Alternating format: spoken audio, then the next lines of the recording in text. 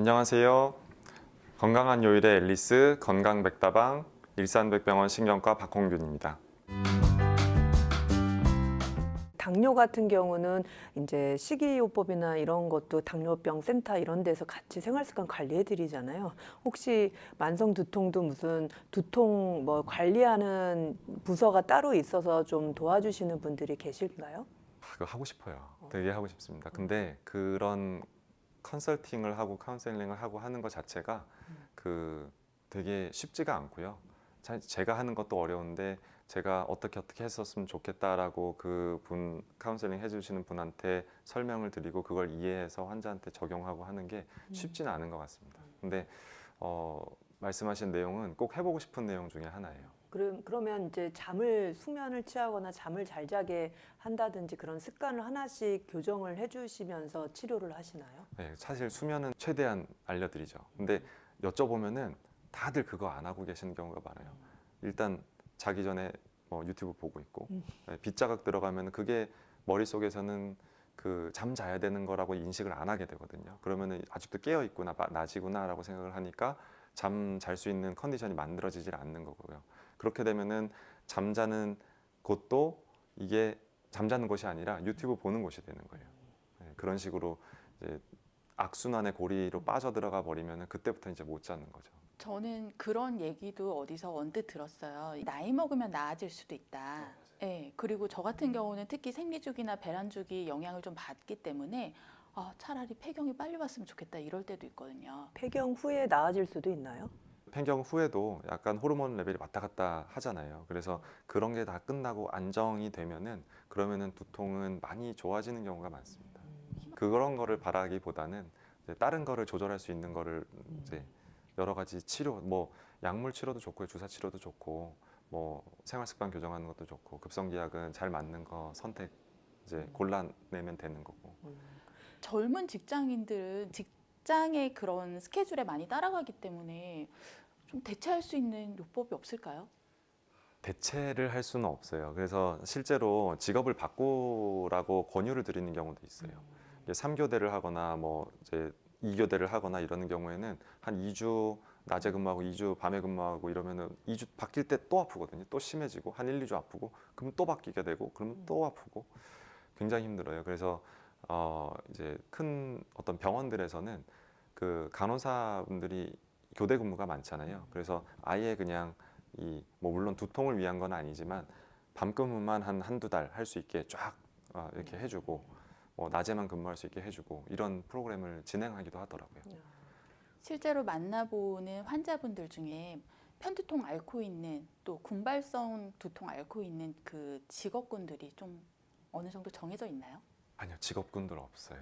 불규칙하면 더 많이 오시는 경향은 있긴 하지만 편두통은 어느 뭐 직업 뭐 어떤 상황 이런 거에서 조금 더 그럴 수는 있겠죠.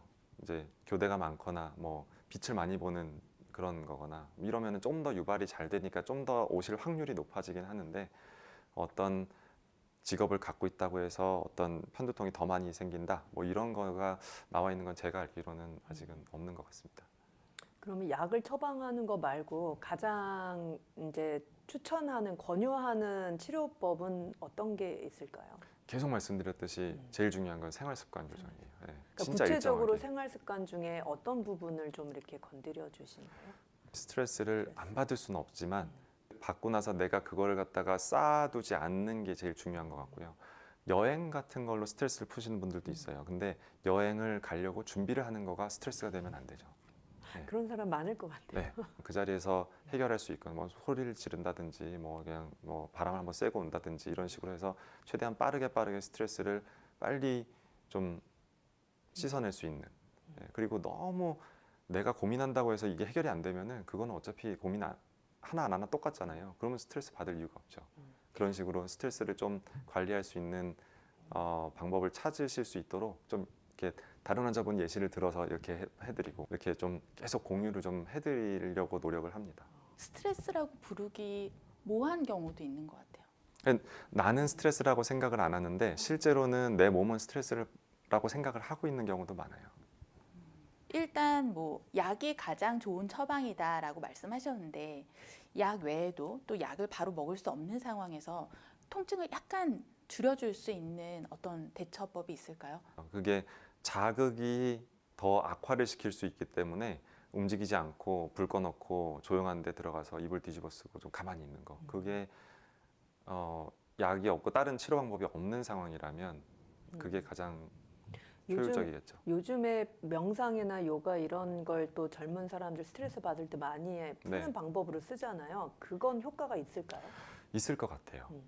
아무래도 릴렉스하고 그러면은 명상하고 요가 할 때 몸도 좀 이렇게 편안하게 하잖아요. 편안한 자세를 찾고 그러니까는 도움이 될 겁니다.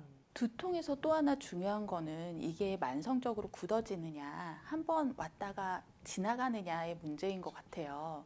이거 어떻게 판가름할 수 있을까요? 이렇게 자르듯이 뭔가를 이거는 이러면은 만성이 되고 이러면 안 되고 이러는 거는 없는데요. 좀 이제 체중 변화가 심하다든지 뭐 많이 찌는 것도 그렇고 빠지는 것도 그렇고 이게 만성화 될 수 있는 요인들이 여러 가지가 있어요.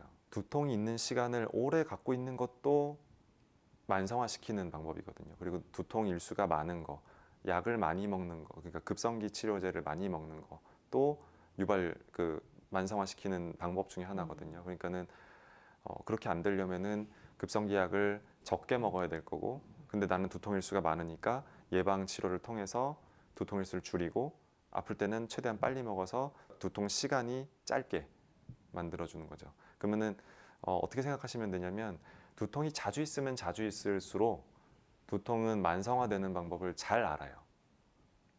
우리가 운동 배울 때 처음에는 되게 어렵잖아요. 자세 잡기도 어렵고. 근데 그거를 조금씩 하다 보면은 뭐 예를 들어서 수영을 한다 그러면 처음에는 팔 돌리는 것도 어려운데 팔 돌리다 보면은 점점 익숙해지고 이쁘게 자세를 만들어 나가잖아요. 두통이 그걸 배워가는 거거든요. 그래서 한 번 아플 때에는 되게 어색해요. 네, 근데 그거를 여러 번 겪고 오랜 시간 동안 겪고 그러면은 이거는 여러 번 일으키기 또 쉽죠. 계속 만성화되는 쪽으로 가게 되는 거죠. 이번 강의에서는 사실 원발성 두통에 대해서 주로 얘기를 나눴는데 사실 더 걱정이 되는 거는 2차성 두통이잖아요. 근데 두통을 워낙에 평소에 겪고 계신 분들은 2차성 두통이 왔을 때 잘 못 알아차릴 수도 있을 것 같아요. 네, 이거는 어떻게 구분할 수 있죠? 레드 플렉 사인이라는 게 있거든요. 그 중에서는 보통 뭐 신경학적 증상이 있다, 뭐 열이 난다, 암이 있는 환자다, 뭐 50대 이후에 그러니까 고령층에서 첫 번째 발생한 두통이다, 뭐 숨을 참거나 힘을 주거나 이럴 때 두통이 생긴다, 유발된다, 혹은 악화된다 이러면은 그 2차 두통일 가능성이 일반적으로 좀 더 높거든요.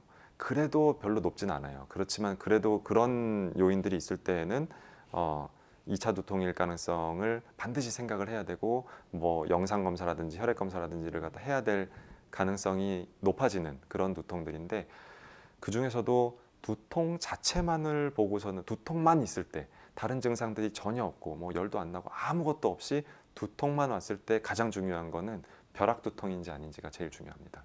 벼락 두통이라고 하는 거는 그냥 말 그대로예요. 그냥 아무것도 없이 그냥 머리가 깨끗하다가 어느 순간에 갑자기 두통이 확 생기는데 그게 최대치까지 올라가는데 시간이 1분도 안 걸려요.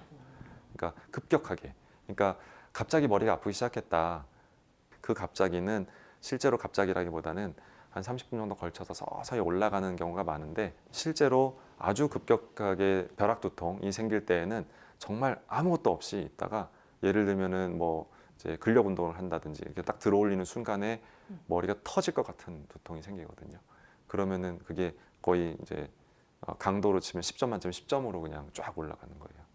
그러고서는 막 터질 것 같고 욱신욱신되고 그런 게 한 2, 30분 정도 가다가 조금 깔아앉은 상태로 그냥 쭉 되고 그러다가 또 힘주는 상황 생기면 또 올라가고 이러는 거예요. 근데 그 벼락 두통이 있는 경우에는 그냥 이전에 앓고 있던 두통이랑은 다른 게 딱 느끼는 경우가 많아요.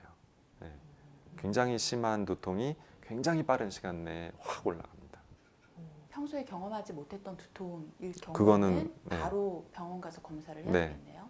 그냥 응급실 가셔야 돼요. 그거는. 두통의 종류가 참 많은지 몰랐네요. 네. 종류만 해도 한 300페이지 이 정도 돼요.